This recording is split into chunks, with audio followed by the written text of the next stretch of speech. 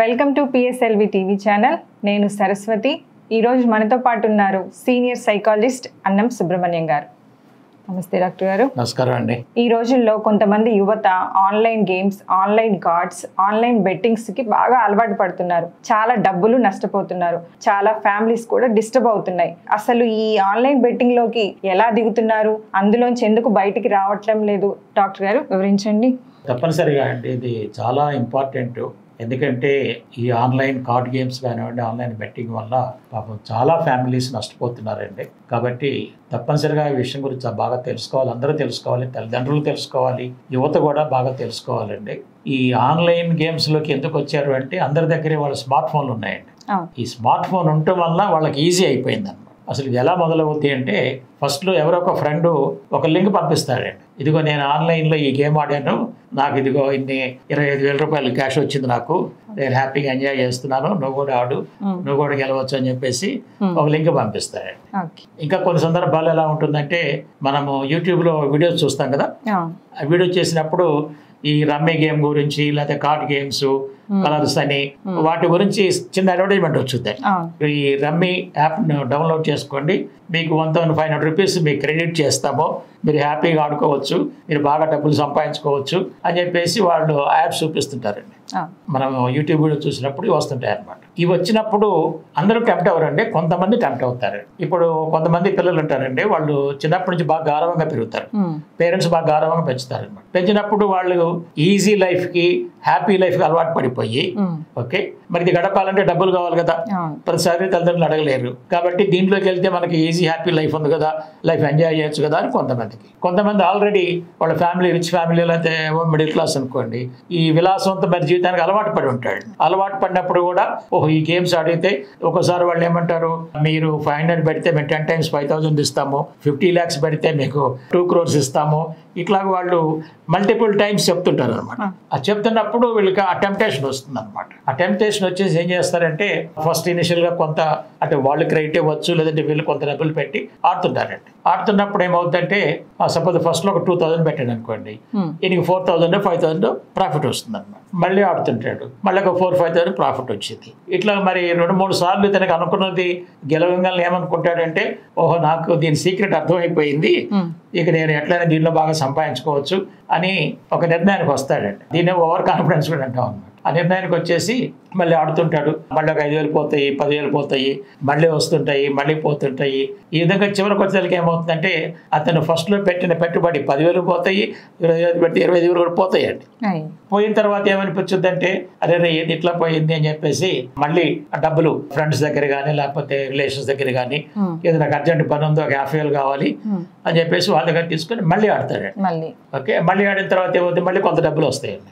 పర్వాలేదు నేను మళ్ళీ దీని సీక్రెట్ అర్థం అని చెప్పేసి ఇట్లా ఆడుతూ ఏం చేస్తారంటే మళ్ళీ 50,000 పోతాయండి. అంటే ఇప్పుడు ఏమైంది, 25,000 పోయింది, 50,000 పోయింది. ఇట్లాగూ ఇంకా మళ్ళీ అప్పులు చేస్తుంటాడు, అప్పులు చేసి ఆడుతుంటాడు. ఇప్పుడు 2 లక్షలు 3 లక్షలు అయింది.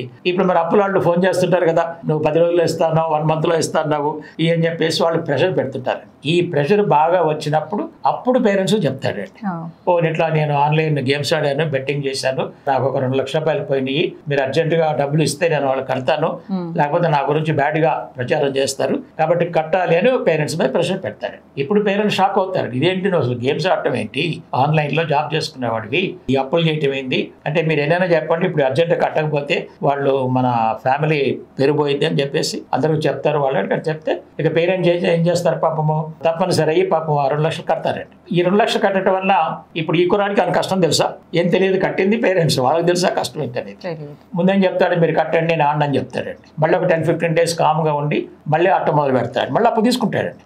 ఎందుకంటే ఎవరో ఒకరు ఇచ్చేవాళ్ళు ఉంటారు కదా, ఇది అర్జెంటుగా ఈ పని ఉందో ఆ పని చెప్తారు, వాళ్ళు కన్విన్స్ చేస్తారు. మళ్ళీ ఆడ చెప్పేసి మళ్ళీ 1 లక్ష 2 లక్షలు మళ్ళీ పోగొడతాడు. పోగొట్టిన తర్వాత మళ్ళీ చెప్తారు. మళ్ళీ ఇప్పుడు పేరెంట్స్ ఏమంటారు, దీన్ని ఆడని చెప్పావు కదా, మరి మళ్ళీ 2 లక్షలు ఏంటి అని అడుగుతారు వీళ్ళు. అంటే మరి నేను మళ్ళీ వస్తాయని చెప్పేసి దృష్టితో మళ్ళీ ఆడాను, ఆడితే మళ్ళీ పోయినాయి, మరి మీరు కడతారా కట్టండి, కట్టకపోతే నేను సూసైడ్ చేసుకుంటా అంటాడు. మరి ఇప్పుడు పేరెంట్స్ ఏం చేస్తారు ఇప్పుడు? తప్పదు మరి అందులో ఇవాళ మెయిన్ ప్రాబ్లం ఏంటంటే వాళ్ళకుంది ఒక బాబు ఒక పాప కాబట్టి బాబు పెళ్ళి వెళ్ళిపోయింది, ఈ బాబు ఇప్పుడు సూసైడ్ చేసుకుంటానంటే వాళ్ళు తట్టుకోగలరా? లేదు. మళ్ళీ తెచ్చి మళ్ళీ కడతారండి పాపం. ఓకే, సరే ఈ కుర్రాడు కొన్ని రోజులు అవుతాడండి. కానీ ఈ కుర్రాడు ఆలోచన ఏం చెప్తుందంటే ఇప్పుడు ఒక కసి బయలుదేరిందండి. ఏమని, నేను 4 లక్షలు పోగొట్టుకున్నాను, ఎట్లయినా సరే ఆ 4 లక్షలు మళ్ళీ తిరిగి సంపాదించాలి, తిరిగి మళ్ళీ మా పేరెంట్స్కి ఇవ్వాలని ఒక కసి అనమాట. ఫస్ట్లో చూడండి, ఫస్ట్లో ఏంటి మోటివేషన్, ఏది ఈజీగా డబ్బులు సంపాదించాలనే ఆలోచన మోటివేట్ చేసింది. ఇప్పుడు ఆలోచన వస్తుంది పోయిన డబ్బులు సంపాదించాలనే కసితోటి ఇప్పుడు ఆడతాడండి. ఆ కసితో ఆడి ఇట్లా పోగొట్టుకుంటూనే ఉంటాడు. ఈ విధంగా 10 లక్షలు 20 లక్షలు 50 లక్షలు కోటి రూపాయలు కూడా పోగొట్టుకుంటూ ఉన్నారండి. సో దీనివల్ల ఏమవుతుంది, చివరికి ఆ ఫ్యామిలీ ఎకనామిక్గా డౌన్ అయిపోతుంది. ఇప్పుడు వాళ్ళ దగ్గర అంత డబ్బులు లేవు అనుకుంటుంటే కడతారు, అయినా కూడా మరి ఎకనామిక్గా ఫ్యామిలీ డౌన్ అయిపోతుంది కదా. సో మరి పెళ్ళి అయ్యి ఉంటే మరి వైఫ్ చిల్డ్రన్ ఉంటారు, ఈయన డబ్బులన్నీ దీనికే వేస్ట్ చేసేసాడు, ఇప్పుడు ఫ్యామిలీ నడపడం కష్టం అవుద్ది. ఓకే, మరి మెల్లమెల్లగా అట్లనే తెలుస్తుంది జనాలకి, ఓ ఈ అబ్బాయి ఇట్లా ఆన్లైన్ గేమ్స్ ఆడుతున్నాడు, బెట్టింగ్ లో డబ్బులు పోగొట్టుకున్నాడు, ఈ మధ్య కొంతమంది క్రికెట్ బెట్టింగ్ లో పెట్టే దాంట్లో డబ్బులు పోగొట్టుకుంటారు, పోగొట్టుకుంటున్నారు. ఈ విధంగా ఎప్పుడైతే ఈ విధంగా అనిపిస్తుందో ఇక ఆ ఫ్యామిలీ మొత్తం కూడా బాగా డిస్టర్బ్ అయిపోతుంది. అందుకని ఇప్పటికైనా ఈ గేమ్ ఆడేవాళ్ళు ఏం తెలుసుకోవాలంటే, మీరు తెలుసుకోవాల్సింది ఏంటంటే ఈ ఆన్లైన్ అంతా కూడా ప్రోగ్రామింగ్ ఉంటుందని ఒక ప్రోగ్రామ్ ఉంటుందంట. నేను సాఫ్ట్వేర్ ఇంజనీర్ కాబట్టి వాళ్ళు ఆ ప్రోగ్రాంలో మీరు ఎంతెంత పెడుతుంది, మీకు ఎంత లాభం వచ్చింది, ఎంత పోతుంది, ఈ సీక్వెన్స్ మొత్తం కూడా వాళ్ళ డేటాబేస్ లో స్టోర్ చేసుకుంటారు. వాళ్ళ డేటాబేస్ ఉంటుంది, వాళ్ళ ప్రోగ్రామ్ డేటాబేస్ ఉంటుంది అనమాట. స్టోర్ చేసుకొని మీరు డబ్బులు తెచ్చి పెడుతూ ఉంటారు కదా కసితట్టి, ఆ డబ్బులు కొంచెం ఇచ్చి మొత్తం బాగుపడుతుంటారు. ఎందుకంటే అది ప్రోగ్రామ్ కాబట్టి వాళ్ళు ఇస్తున్నట్టు మ్యానిపులేట్ చేస్తారండి, ఆ ప్రోగ్రామే మ్యానిపులేట్ చేస్తుంది అనమాట. కాబట్టి ఇప్పటికైనా తెలుసుకోవాల్సిందంటే ఈ ఆన్లైన్ అన్ని కూడా program controlled games. Program controlled games లో మీరు గెలవలేరు, అల్టిమేట్ గా మీరు లూజ్ అవుతారు. ఇదంతా మోసపూరితమైనవి. అందుకని ఈ మధ్య కొన్ని గవర్నమెంట్స్ ఈ ఆన్లైన్ గేమ్స్ ని బైకాట్ చేస్తున్నారు, సస్పెండ్ చేస్తున్నారు. అయినా సరే కొన్ని యాప్స్ వచ్చేసి ఏదో విధంగా మళ్ళీ జనాల్ని యూత్ ని ఎంకరేజ్ చేస్తున్నారు. సో దీనివల్ల ఏమైపోతుందంటే ఇండివిజువల్గా ఇతను సైకలాజికల్ ప్రాబ్లంలో పడతాడు, హోల్ ఫ్యామిలీ సైకలాజికల్ ప్రాబ్లంలో పడుతుంది, ఎకనామిక్ ప్రాబ్లంలో పడుతుంది, మరి రిలేషన్షిప్స్లో ప్రాబ్లమ్స్ వస్తుంటాయి. కాబట్టి ఇప్పటికైనా ఏమో తెలుసుకోవాల్సింది, ఈ ఆన్లైన్ గేమ్స్ బెట్టింగ్స్ ఆడటం అనేది మీరు చేతులారా మీ భవిష్యత్తుని మీరు పాడు చేసుకోవడం అవుతుందని ఇటు పేరెంట్స్ తెలుసుకోవాలి, ఆడేవాళ్ళు కూడా తెలుసుకోవాలండి. డాక్టర్ గారు, మీరు కౌన్సిలింగ్ ద్వారా ఈ బెట్టింగ్ వ్యసనంలోంచి యువతని బయటికి తీసుకురాగలరా?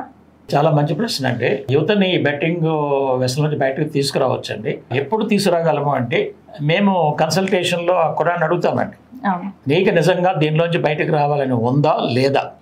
ఉంది అంటేనే కౌన్సిలింగ్ పనిచేస్తుందండి. అలా ఎవరైనా మీ దగ్గరికి వచ్చినారా డాక్టర్? ఉంటారండి, చాలా మంది వస్తుంటారు.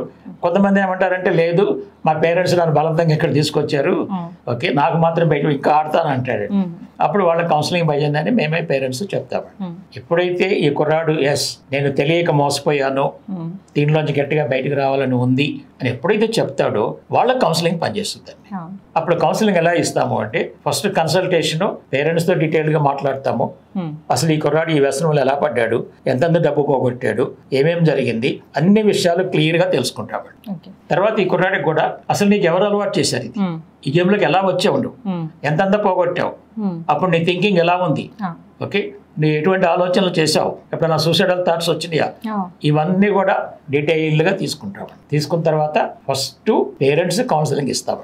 ఆ కౌన్సిలింగ్ లో క్లియర్ గా చెప్తాం, ఇక్కడ నుంచి మీరు గనక ఇక్కడ డబ్బులు పే చేస్తూ వెళ్తూ ఉంటే ఆ కుర్రాడు ఆడుతూనే ఉంటాడు, ఎందుకంటే అతనికి ఏం కష్టం తెలియదు కదా. కాబట్టి మేము చెప్తాం అనమాట, ఈసారి కనుక ఇతను ఆడి ఏమైనా చేస్తే మీరు నా ద్వారానే కమ్యూనికేట్ చేయాలి, డైరెక్ట్ గా పేమెంట్ చేయడానికి వీలు లేదు అని వాళ్ళని ఒక ప్రాపర్ కండిషన్ లో పెడతామండి. అదేవిధంగా కొంతమంది ఏం చేస్తారంటే పేరెంట్స్ ఇతను మానుకుందాం అనుకున్నా కూడా అదే పనిగా గుర్తు చేస్తుంటారండి, నువ్వు మేము ఆడొద్దంటే ఆడావు, ఇన్ని లక్షలు బాగొట్టావు, అన్ని లక్షలు బాగొట్టావని అదే గుర్తు చేస్తుంటారు. అంటే పేరెంట్స్ కూడా అలా డబ్బులు ఇస్తున్నారా డాక్టర్ గారు? ఇస్తున్నారు, మరి తప్పదు కదండి.